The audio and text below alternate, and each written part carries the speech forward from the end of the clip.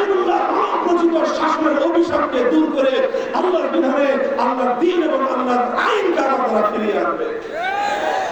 1866 সাল থেকে 1947 সাল পর্যন্ত 80 বছরের অব্যাহত সংগ্রামের পর ব্রিটিশরা মুসলমানদের এই ভূমি ছেড়ে যেতে রাজি হলো।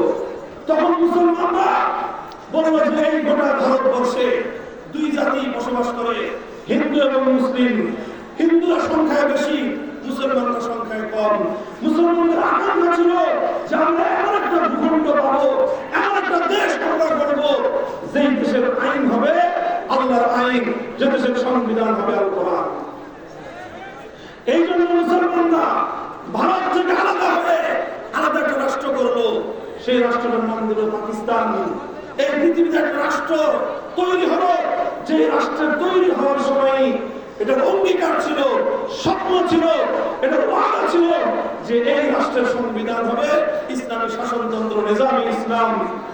কিন্তু দুঃখজনক ভাবে এই রাষ্ট্র তো হলো, আর এই রাষ্ট্রের জন্য সবচেয়ে বেশি ত্যাগ আর কোরবানি স্বীকার করলো আমাদের এই বাংলাদেশের, আমাদের পূর্বপুরুষ মুসলমানরা। এই বাংলাদেশের মুসলমানরা আল্লাহর বিধান, ইসলামী নিজাম কায়েম করার জন্য, ইসলামী একটা সংবিধান অনুযায়ী একটা রাষ্ট্র গঠন করার জন্য আমাদের পূর্বপুরুষ এই বঙ্গ জনপদের মুসলমানরা যত ত্যাগ আর কোরবানি স্বীকার করেছে, পশ্চিম পাকিস্তানের খান পাঠানরা অর্ধেক করে নেয়। লম্বা ইতিহাস আমি বলবো না, শুধু এতটুকু বলি যে এই বাংলাদেশের থেকে, ঢাকার থেকে অনেক কাছে ছিল কলকাতা। ঢাকা থেকে ভারত ছিল অনেক কাছে। ভারতের সঙ্গে থাকলে আমাদের অনেক ওই সময় সুযোগ ছিল, অনেক বড় রাষ্ট্র পেতাম। ভারত কাছে থাকলে অর্থনৈতিকভাবে আমরা উন্নত হতে পারতাম। কিন্তু একজন মুসলমানরা বলেছিল আমাদের বাড়ির কাছে দিল্লির প্রয়োজন নাই, আমার বাড়ির কাছে কলকাতার প্রয়োজন আমার নাই, আমার অর্থনৈতিক সমৃদ্ধির মতো প্রয়োজন নাই।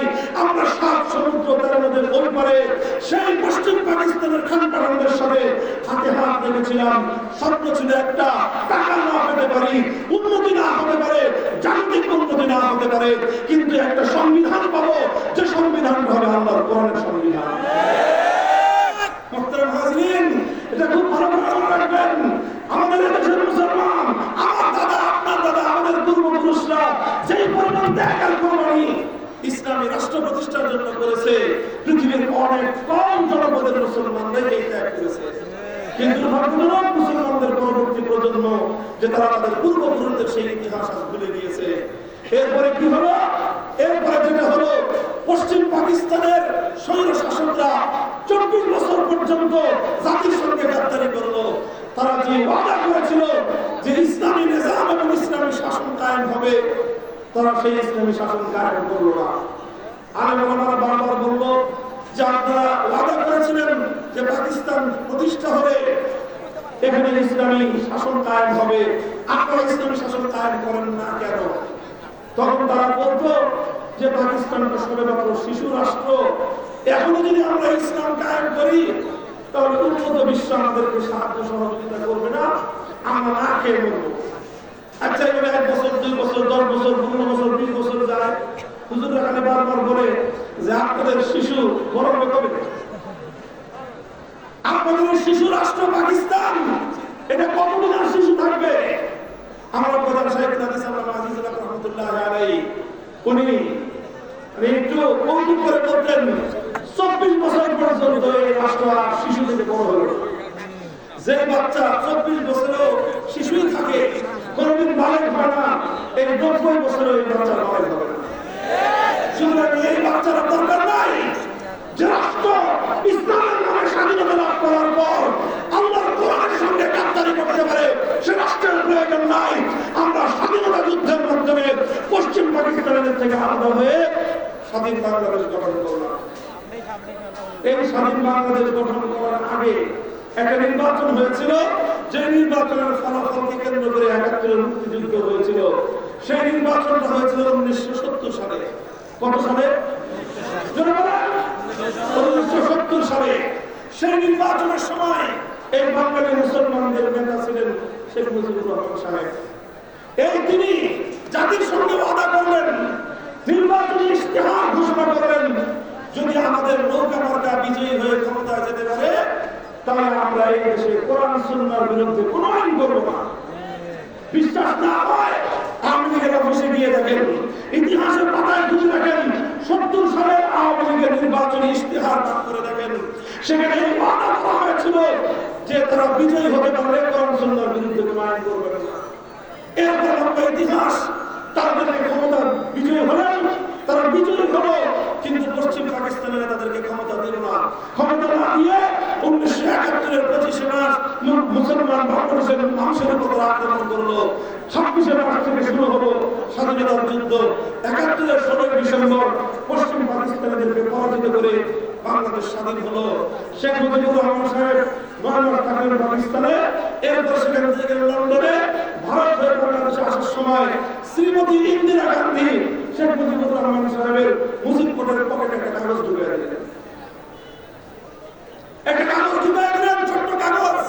সেই কাগজের মধ্যে তিনি লিখে দিলেন যে তোমার দেশের যে সংবিধান হবে সেই সংবিধানের মূলনীতি হবে 4টা। কি কি মূলনীতি? জাতীয়তাবাদ, ধর্মনিরপেক্ষতাবাদ, গণতন্ত্র, সমাজতন্ত্র। 4টা তন্ত্র দিয়ে তিনি একটা চিরকুট লিখে দিলেন, একটা প্রেসক্রিপশন লিখে দিলেন। শেখ মুজিবুর রহমান সাহেব নির্বাচনের আগে জাতির সঙ্গে যে অঙ্গীকার করেছিলেন কোরআন সুন্নাহ বিরোধী কোনো আইন করবেন না, তিনি তার সেই অঙ্গীকার ভুলে গেলেন। জাতির সঙ্গে সেই ওয়াদা তিনি ভঙ্গ করলেন। সেই ওয়াদা ভঙ্গ করে জাতির সঙ্গে গাদ্দারি করে বাংলাদেশের মানুষের উপর একটা কুফরি সংবিধান তিনি চাপিয়ে দিলেন। এই ছিল বাংলাদেশের মানুষের কপালের সবচেয়ে বড় দুর্দশা, দুঃখজনক ইতিহাস। রক্ত দিয়ে যে মুসলমান দেশটাকে স্বাধীন করেছিল, রক্ত দিয়ে যে দেশটাকে শত শত বছর ধরে মুসলমান চিন্তা করেছিল যে মুসলমানদের দেশ, সুতরাং আইন হবে আল্লাহর আইন। এই তিনি ভারতের পরামর্শে আর ভারতের সাজেশন অনুযায়ী এক রাতের 101 কলমের খোঁচায় মুসলমানদের সঙ্গে করা সমস্ত অঙ্গীকার ভঙ্গ করে তিনি গাদ্দারি করলেন যাদের সাথে। 75 সাল পর্যন্ত চললো এভাবে। এরপরে তার পতন ঘটলো।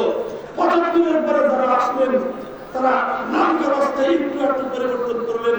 অনেক বড় একটা পরিবর্তন ছিল। সংবিধানের শুরুতে একটা ধারা সংযোজন হয়েছিল যে আল্লাহর উপর অবিচল আস্থা এবং বিশ্বাস হবে এই সংবিধানের দুনিয়া।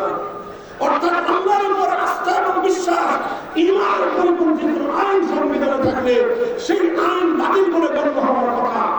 কিন্তু দুর্ভাগ্যজনকভাবে এক সময় এসে আল্লাহর উপর অবিচল আস্থা এবং বিশ্বাস এই ধারাটাকেও বাংলাদেশের মুসলমানদের সংবিধান থেকে কেটে ফেলে এই সংবিধানটাকে কুফরি সংবিধানের দিকে পূর্ণাঙ্গটাই ভাগ করার চেষ্টা করা হয়েছে। আজ এই কথাগুলি আমি আপনাদেরকে কেন বলতেছি দেখেন, শুধু রাজনীতির আলোচনা করা আমার উদ্দেশ্য নয়। আমার মূল কথা হলো আমার জাতির ঈমান হেফাজত করা।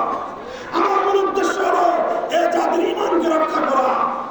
যদি মুসলমানদের দেশে আল্লাহর কোরআন সম্মত সংবিধান না থাকে, মুসলিম জাতির মধ্যে রাষ্ট্র ব্যবস্থায় যদি আল্লাহর আইন বাস্তবায়নের কোনো ব্যবস্থা না থাকে, তাহলে মুসলমানরা পশ্চিমকালেও পরিপূর্ণ ঈমান নিয়ে থাকতে পারবে না। এমন একটা আইন তৈরি করা হয় যে আইনগুলো মানতে গেলে ঈমানের উপর থাকা যায় না। ছোট্ট একটা দৃষ্টান্ত দেই।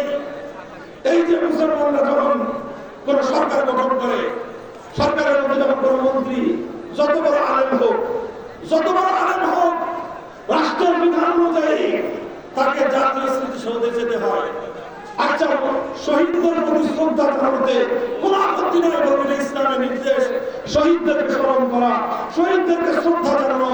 কিন্তু শহীদদেরকে শ্রদ্ধা জানানোর পদ্ধতিটা কি হবে?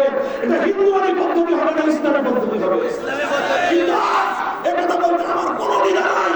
বাংলাদেশে মুক্তিযুদ্ধের শহীদদের প্রতি শ্রদ্ধা জ্ঞাপন করার যে পদ্ধতি রয়েছে সেটা ইসলামী পদ্ধতি নয়, সেটা ইমানি পদ্ধতি নয়, সেটা হিন্দুয়ানি কুফরি পদ্ধতি। কোন মুসলমান কোন কবরের উপর ফুলের স্তবক দিতে পারে না, কোন মুসলমান কোন কবরের উপর কোন ফুল দিতে পারে না। কিন্তু আমার দেশে হিন্দুয়ানি সংস্কৃতি অনুসরণ করে আল্লাহ নবীর সুস্পষ্ট হাদিস লঙ্ঘন করে এভাবে করতে হয়। এটাই রাষ্ট্রীয় বিধান। এই ক্যান্টনমেন্টের মধ্যে একটা শিখা নির্মাণ আছে, একটা আগুন আছে। প্রত্যেকটা বিজয় দিবস, স্বাধীনতা দিবসে সে আগুনকে গিয়ে সালাম দিতে হয়। অথচ আগুনকে সালাম জানানো, আগুনকে সালাম জানানো এটা অগ্নি পূজার নামান্তর, স্পষ্ট সেরে।